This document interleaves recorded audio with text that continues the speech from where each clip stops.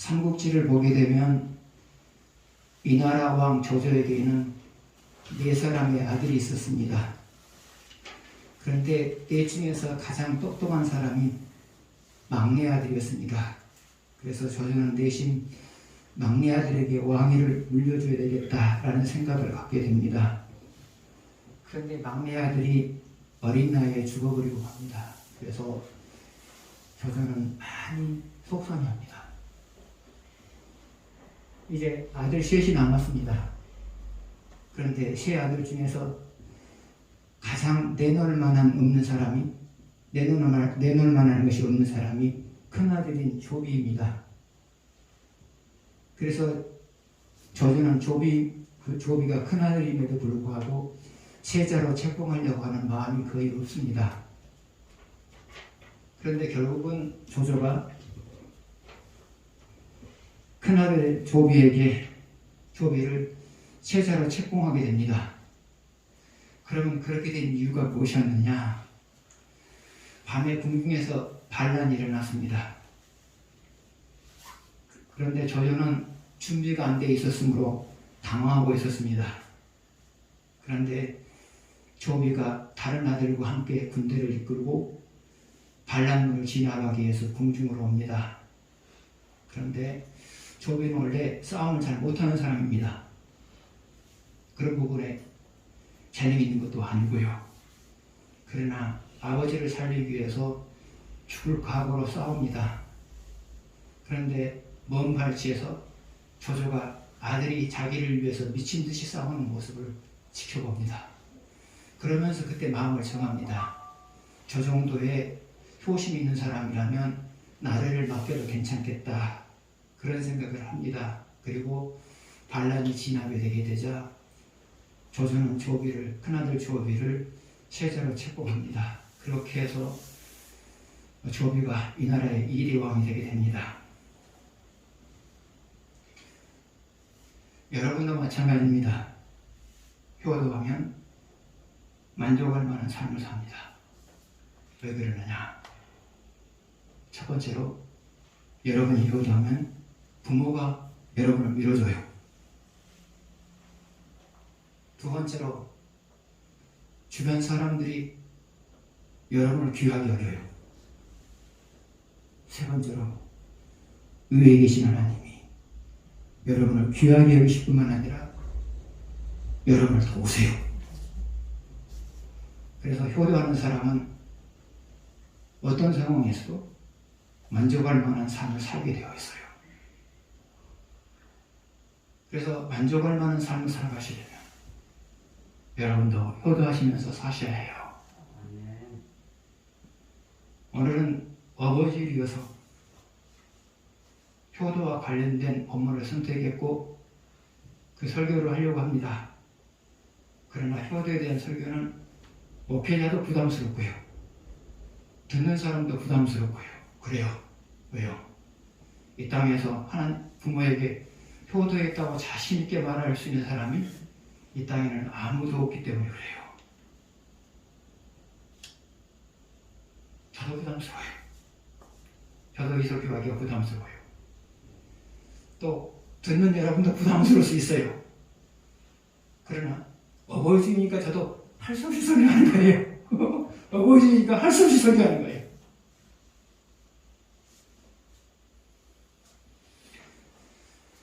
그래서 또 하나님이 오늘 본문을 주시고자 하는 본문을 통해서 주시고자 하는 말씀들을 그래도 한번 같이 생각해 보도록 하십시다. 먼저 1절을 보시겠습니다. 같이 읽겠습니다. 자녀들아 주 안에서 너희 부모에게 순종하라. 이것이 옳으니라. 자녀들아 주 안에서 순종하라. 주 안에서 너희 부모에게 순종하라. 이것이 옳으니라 그랬어요. 자녀들아 주 안에서 너희 부모들에게 순종하라. 이것이 옳으니라 그랬어요. 이 말의 의미는 뭐냐? 부모의 말이 옳으면 언제든지 순종해라 말이에요. 부모의 말이 옳으면 언제든지 순종해라 그 말이에요. 그러면 부모의 말이 옳을 때 언제든지 순종해야 될 이유는 뭐냐? 첫 번째로는 유익하기 때문이에요. 유익하기 때문이에요. 두 번째로 부모로 인정하는 행위가 되기 때문에 그래요. 여러분이 부모님의 말씀을 들어주면 부모님이 기뻐하세요. 왜요? 네가 나를 부모로 인정해 주는구나 라는 생각이 들기 때문에 그래요. 그래서 여러분 역시도 부모님이 말씀하시면 옳을 때는 반드시 순종을 하셔야 돼요. 그런데 여러분의 부모가 하신 말씀이라 할지라도 옳지 못할 때가 있어요. 옳지 못할 때가 있어요. 그랬을 때는 어떻게 해야 되느냐? 마음 상하지 않게 하면서도 완곡하게 거절할 수 있어야 돼요.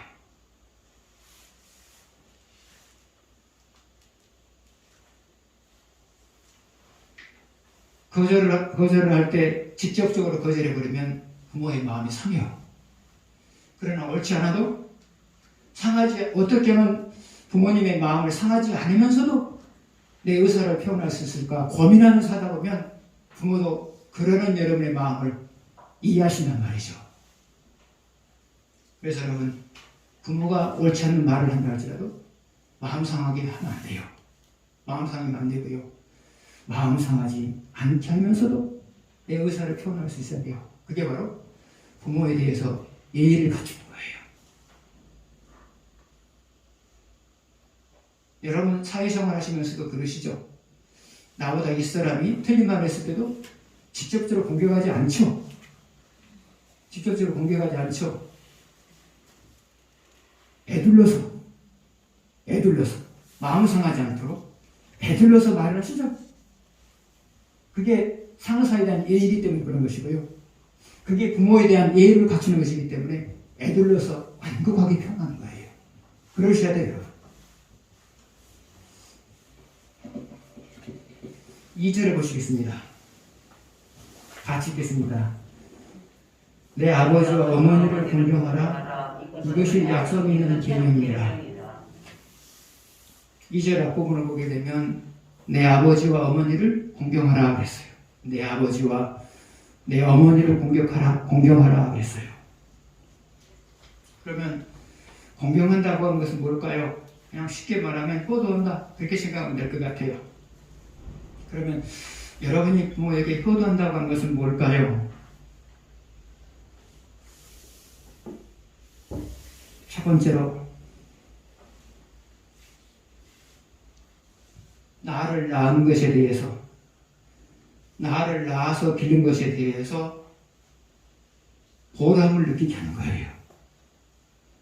나를 낳아서 기른 것에 대해서 보람을 느끼게 만들어주는 거예요.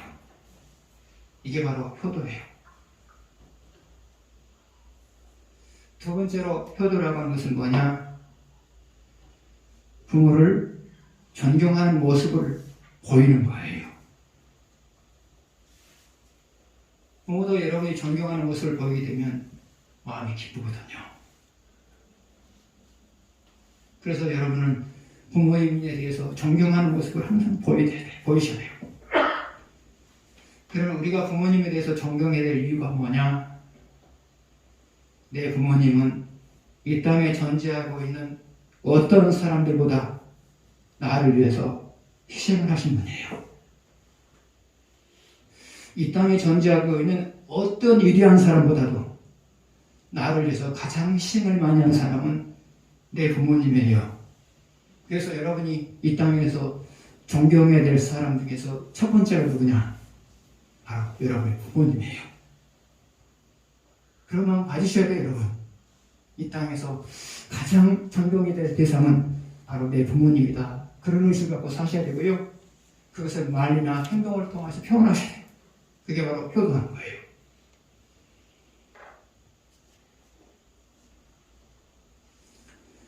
세 번째로 효도한다고 하는 것은 뭐냐? 부모님이 아직도 나에게 필요한 존재라는 것을 느끼게 해주는 거예요. 여러분, 노인들이 자살하는 이유가 뭘까요? 스스로가 나는 쓸모없는 사람이다, 내 자녀들에게 짐이 되는 존재다, 그런 생각을 갖게 됐을 때 자살을 생각하게 되죠, 노인들이. 그러나 자녀들이 자신을 대할 때 아직도 쓸모있는 분이다, 쓸모있는 존재, 아직도 우리에게 필요한 존재다, 이것을 느끼게 하게 되면 살아야 될 이유를 느끼는 거죠.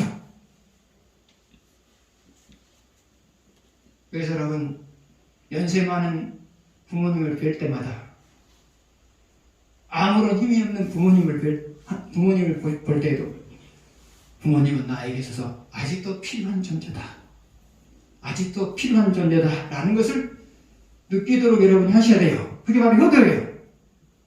그랬을 때 여러분의 부모가 살아야 될 이유를 느끼는 거거든요. 그래서 여러분, 중요한 일을 할 때도 항상 먼저 상의를 하십시오. 부모의 말을 받아들이든지 안 받아들이든지 그걸 잊혀버리고요. 중요한 것은 중요한 일 있을 때 부모님에게 상의하십시오. 그러다 보면 내가 아직도 이 가문에 쓸모있는 사람이구나 라는 생각을 갖게 되죠. 그래서 여러분, 아무튼 어떤 식으로든지 나는 아직 이 가정에 쓸모있는 사람이다 라는 것을 느끼도록 여러분이 회개하시라 그 말이에요. 네 번째로 효도한다고 하는 것은 뭐냐?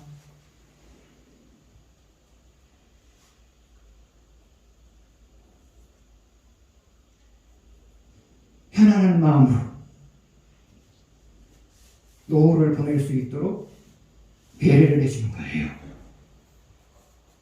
그러면 편안한 마음으로 노후를 보낼 수 있도록 배려한다고 하는 것은 뭐냐? 첫 번째로는 품위를 유지할 수 있을 만큼의 재물이 있도록, 품위를 유지할 수 있을 만큼의 재물을 가질 수 있도록 배려를 해주는 거예요. 물론 부모님들 중에서는 노후가 다 준비된 사람도 있어요. 그러나 노후가 준비가 안 된 사람이라면 여러분들이 품위를 유지하면서 인생 노후를 보낼 수 있도록 여러분들이 경제적인 배려를 해줘야 된다고 말해요. 두 번째로 노후를 편안하게 보내게 해주는 방법은 뭐냐? 그것은 때때로 건강을 체크해 주시는 거예요. 건강을 체크해 주시는 거예요. 적어도 가까이 사신다면 때때로 가셔서 여러분이 건강을 체크해 주셔야 돼요. 왜요? 부모는 절대로 아프단 말 안 해요.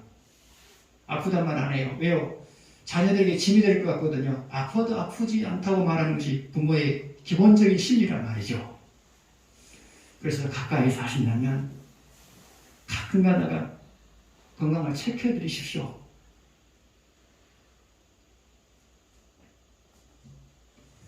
네 번째로 효도한다고 하는 것은 뭐냐? 그것은 내가 인생을 잘 사는 거예요.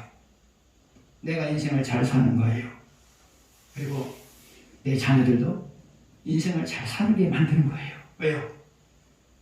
부모의 마음이 그거거든요. 내 자손들이 잘 사는 것. 그것이 부모의 마음이거든요. 3개 보다 보니까 그런 내용을 보게 되는데요.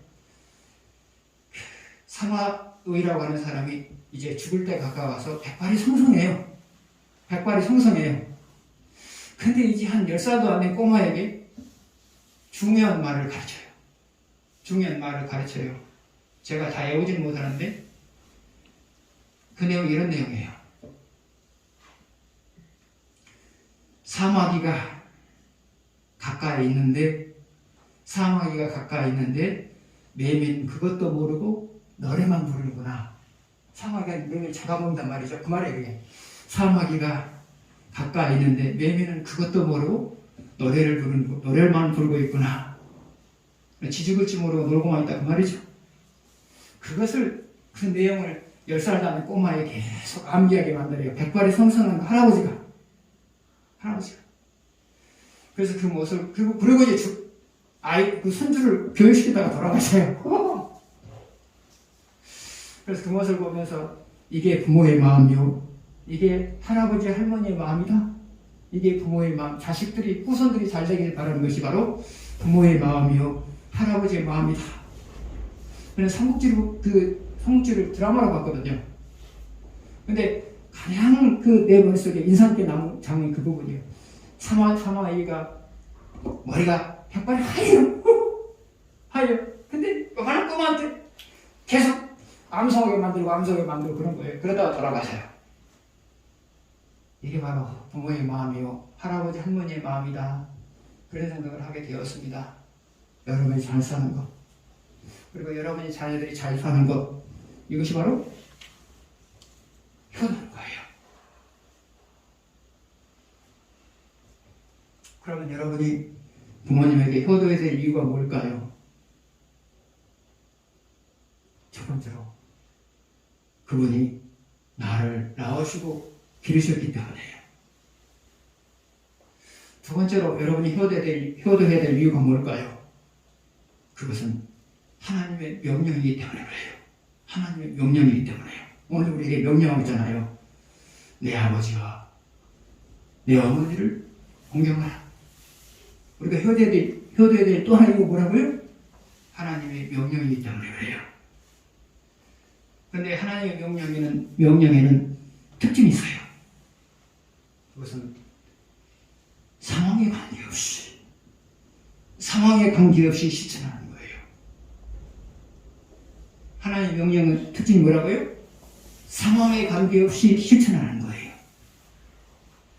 그래서 내 아버지와 내 부모, 어머니를 공경하라 이 말은 상황에 관계없이 내 부모에게 효도하라 그 말이란 말이죠.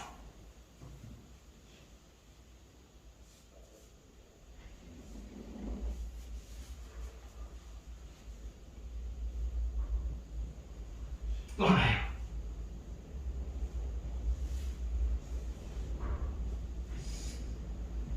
부모가 여러분에 대해서 부모의 역할을 잘했든지 못했든지 상관없이 효도하는 거죠.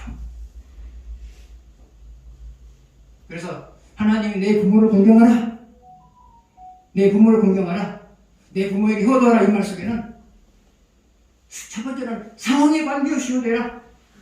이 형편 살피지 말고 상황에 관계없이 효도해라. 두 번째는 뭐라고요?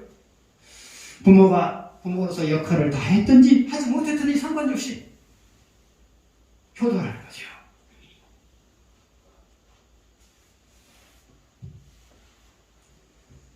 중국 제천 출신의 판사 중에 한 사람이 꼽사등이었어요. 아버지가 도박에 중독됐어요. 그래서 가산을 탕진했어요. 그래서 하는 수 없이 어머니가 삭바느질을 하면서 생계를 어렵게 이끌어가고 있었어요. 그런데 아버지는 도박판에 갔다 오면 아버지에게 돈을 내놓으라고 윽박질을 해요. 근데 겨우 생활에 가본 돈이 있겠어요. 그러다가 어느 날은 화가 나니까 아이를 집어가지고 마당에 던져버렸어요. 그로 인해서 그 아이가 꼽사등이 되었어요.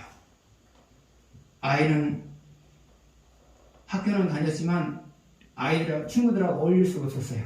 그래서 학교, 집에 와서 공부 이것을 반복을 했어요. 그래서 좋은 대학을 갔어요.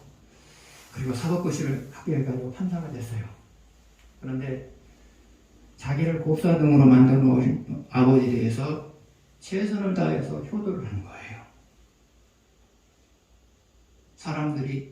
사람들의 칭찬이 자자할 정도로 효도를 하는 거예요. 왜 그러느냐? 그의 마음속에는 예수님이 들어와 있기 때문에 그랬어요. 그의 마음속에는 예수님이 들어왔기 때문에 그런 거예요. 그래서 그분은 부모가 자기를 그렇게 만들더라 할지라도 자식으로서 도리를 다한 거예요. 이게 바로 기독교 신앙의 기본적인 진리죠.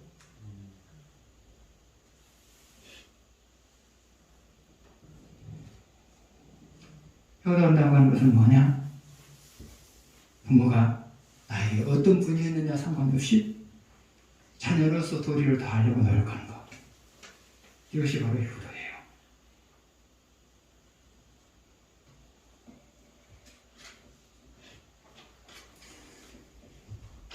이절 뒷부분을 보게 되면 이것은 약속이 있는 첫 계명이니, 이것은 약속이 있는 첫 계명이니, 부모에게 효도하는 것은 약속이 있다는 말이죠. 약속이 있다는 말이죠. 그럼 그 약속이라고 하는 것은 뭘까요? 하나님이 주신 복이 있다고 말이죠. 하나님이 주신 복이 있다고 말이죠. 그래서 여러분이 효도하면 하나님은 거기에 상응하는 복을 주시겠다 그 말이죠. 그러면 그 복이라고 하는 것은 뭘까요? 3절에 나와요. 3절 보면 뭐라고 나와있죠? 내가 잘되고 이 땅에서 장수하리라. 내가 잘되고 이 땅에서 장수하리라. 부모에게 효도하는 사람이 주어지는 복에 대해서 두 가지로 말하고 있죠. 하나는 뭐죠? 내가 잘되고, 내가 잘되고, 내가 잘되고. 그러면 여러분이 잘된다고 하는 것은 뭐죠? 여러분이 잘된다고 하는 것은 뭐죠? 첫 번째로는 여러분이 잘되는 거예요. 여러분이 잘된다고 하는 것은 잘된다고 하는 뭐라고요? 첫 번째는 여러분이 잘되는 거예요. 그 다음에 또 누가 잘돼야 여러분이 잘됐다고 말할 수 있어요? 여러분의 자녀가 잘돼야 여러분이 잘됐다고 말할 수 있죠? 여러분이 잘되는 것이고요. 두 번째로는 자녀가 잘되는 거고요. 여러분들은 자녀만 보고 있는 거 아니죠? 또 누구도 보고 있어요? 손주도 보고 있잖아요. 그래서 여기서 잘된다는 말은 세 가지에서 잘되는 거예요. 당사자인 내가 잘되는 거고요. 그리고 내 자식이 잘되는 거고요. 그리고 내 손주가 잘되는 거고요. 그렇죠. 나만 잘되면 잘됐다고 말할 수가 없어요. 나도 잘돼야 되고요. 내 자식도 잘돼야 되고요. 내 손주도 잘돼야 된단 말이죠. 그래야 잘됐다고 말하지. 근데 누가 이 3대의 것에서 잘된다고 해요? 효도하는 사람이 3대의 것에 잘되는 거예요.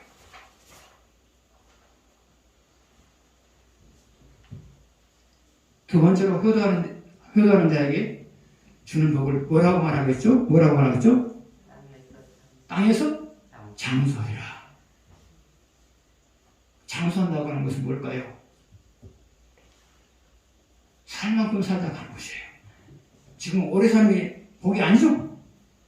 그래서 아마 그 당시에는 오래 사는 것이 복이었을 거예요. 그런데 지금 오래 사는 게 복이 아니잖아요. 살 만큼 살다 가는 거예요. 이게 장수하리라는 말의 오늘날의 의미예요. 자, 그러면 하나님이 장수의 복을 줬죠? 그러면 장수가 살 만큼 사는 것이 복이 되려면 몇 가지 갖춰야 될 조건이 있죠? 첫 번째로는 살 만큼 사는 것이 복이 되려면 첫 번째 갖춰야 될 조건이 뭘까요? 품위를 유지하고 일생 동안 품위를 유지하면서 살 수 있을 만큼의 재물이 있어야 돼요. 없으면 오래 사는 게 복이 아니죠. 두 번째로 인생을 잘 살아낼 수 있을 만큼의 건강이 있어야 돼요. 근데 하나님은 여러분이 효도하면서 살아갈 때 하나님은 일생 동안 품위를 유지하면서 인생을 살아갈 수 있을 만큼의 재물을 주신단 말이죠. 그리고 인생을 잘 살아낼 수 있을 만큼의 건강을 주신단 말이죠. 세 번째로는 사람들에게 귀하게 여김을 받는 거예요. 여러분이 사람들에게 귀하게 여김을 받으면 오래 사는 것이 복이죠. 그러나 귀하게 여김을 받지 못하면 오래 사는 복이 아니에요. 네 번째로 오래 사는 것이 복이 되려면 어떻게 되느냐? 자손들이 잘 되는 모습을 봐야 돼요. 그래서 여러분이 효도하게 되면 하나님은 오래 살게 할 뿐만 아니라 자손들이 잘 되게 하는 모습을 여러분 하여금 보게 만든단 말입니다.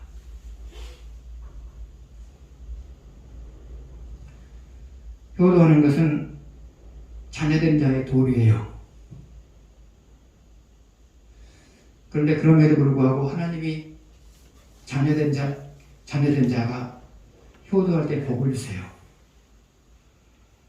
그러면 효도하는 자에게 복을 주는 이유가 뭐냐? 첫 번째로는 효도한다고 하는 것이 쉬운 일이 아니기 때문에 그래요. 쉬운 일이 아닌데 그것을 하니까 복을 주는 거예요. 그럼 우리가 효도하면서 살면서도 때로는 효도하지 못할 때가 있어요. 언제 그러느냐? 첫 번째로 부모보다 나를 사랑할 때예요. 부모보다 나를 사랑할 때, 그때 효도를 못하는 경우가 있어요.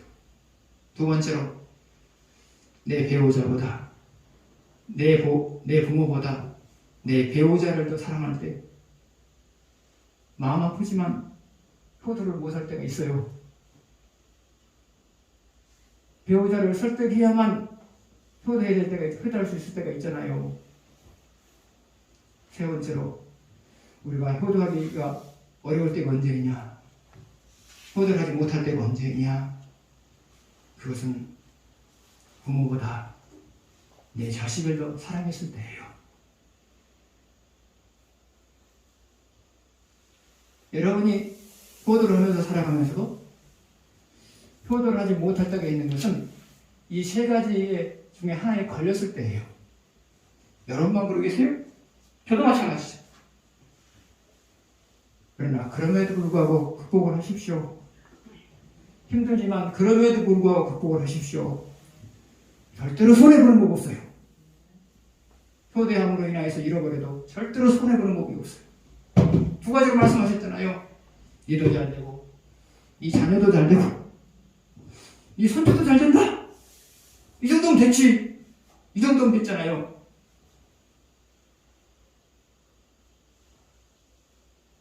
효도하기 어려울 때 오늘 말씀을 생각하십시오. 그리고 효도하십시오. 그래서 여러분도 잘 되고 여러분의 자식도 잘 되고 여러분의 손주도 잘 되는 모습을 보시면서 사십시오.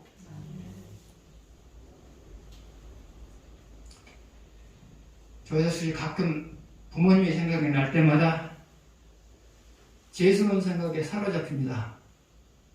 잘해드린 것도 없고 잘못드린 것만 많아가지고요. 죄스러운 생각에 사로잡힐 때가 많아요. 한참 동안 이제 마음이 우울하죠. 마음이 우울하죠. 그러면서 그것을 극복하는 방법이 뭐냐? 하늘에 계신 내 부모님은 내가 불효한 것에 대해서 괴로움으로 인해서 삶을 망치기를 바라는 분은 아니시다. 한번 잘못했다고 마음 먹고 다시 일어서서 자기 삶을 살아가기를 바라는 것이 부모의 마음이지, 과거의 불효에 대해서 과거의 불효의 사리 앞에서 현재의 일을 소홀히 여겨버리는 그런 자식을 부모님은 원하지 않을 것이다. 그런 생각을 하면서 그것을 극복해요. 가끔 그러거든요. 가끔이라고 보다도 어쩌다 한 번씩 부모님 생각하면 너무 죄송스러워요. 극복할 방법이 없어요. 왜요? 돌아가셔버렸으니까. 그래서 이제 그런 마음을 갖죠. 내 부모님은 내가 불효한 것 때문에 오랫동안 괴로워하는 것을 바라지 않으신다. 오히려 잠깐 동안 괴로워하고 자기 삶을 살아가기를 바라는 것이 부모의 마음일 것이다. 그런 생각을 하면서 극복을 해요. 여러분도 가끔 돌아가신 분에 대해서 그런 생각이 드실 때가 있으시죠? 그러나 너무 괴로워하지 마십시오. 여러분의 부모님이 여러분에게 바라는 바가 아니에요. 바라는 바가 아니란 말이죠. 그래, 잠깐 미안한 생각은 가져라. 그러나 네 삶이 훼손되기까지 고통스러워하지 말아라. 이것이 여러분을 향한 부모의 마음일 거예요.